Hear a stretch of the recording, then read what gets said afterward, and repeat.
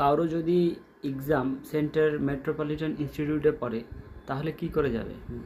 আসলে মেট্রোপলিটন ইনস্টিটিউটটি হচ্ছে বিদ্যাসাগর কলেজ। বাসে গেলে হাওড়া যাওয়ার বাস ধরতে পারো, আর মেট্রোতে যদি যাও তাহলে গ্রিস পার্ক বা মহাত্মা গান্ধীতে নামতে হবে। দুটো मेट्रो स्टेशन থেকেই এর দূরত্ব 10 থেকে 15 मिनटेर हाঁটা रास्ता। अभी हम लोग मेट्रोपॉलिटन मेन में एग्ज़ाम देने जा रहे हैं। मिसलेनियस का एग्ज़ाम है हम लोगों का। বাহ, গুড বাই।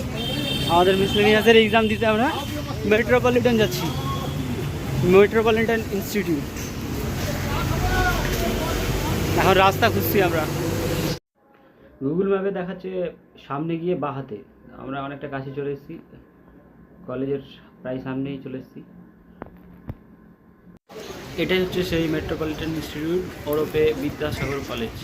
এর আগেও আমি দুবার এই কলেজে এসেছি এক্সাম দিতে। এটা হচ্ছে কলেজের অন্দরমহল।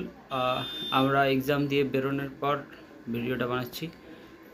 এখানে নতুন বিল্ডিং আর পুরাতন বিল্ডিং দুটো আছে। আমাদের এক্সাম পড়েছিল পুরাতন বিল্ডিংয়ে। ভেতরটা দেখতে খুব সুন্দর লাগছে। এটা আমাদের বন্ধু শিশিরেরও এক্সাম এখানেই পড়েছিল।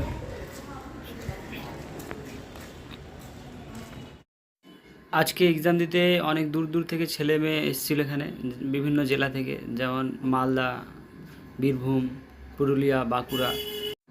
এক্সামগুলো সানডেতে হওয়ায় বাসেও তেমন ভিড় থাকে না, কিন্তু বেশিরভাগ স্টুডেন্ট মেট্রোই প্রেফার করে। যদি বাসে আসো তাহলে গাড়িকে বলে দিতে হবে যে বিদ্যাসাগর কলেজের সামনে যেন নামিয়ে দেয়। আর মেট্রোতে আসলে তো বললাম মহাত্মা গান্ধী বা গ্রিস পার্কে নামতে হবে। আমরা এখন চা খেয়ে এখান থেকে যাব জোড়াসাঁকো ঠাকুরবাড়ি। এখান থেকে 10 মিনিটের হাঁটা রাস্তা।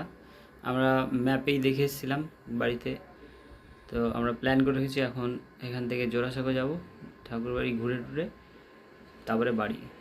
টিকিটের দাম হচ্ছে 50 টাকা, আর তোমার যদি আইডেন্টি কার্ড থেকে কলেজের তাহলে তোমার নেবে 20 টাকা। আর ক্যামেরার জন্য এক্সট্রা চার্জ নেয়, ওটা আমরা ওখানে গিয়ে জানতে পারবো কত টাকা নেয়।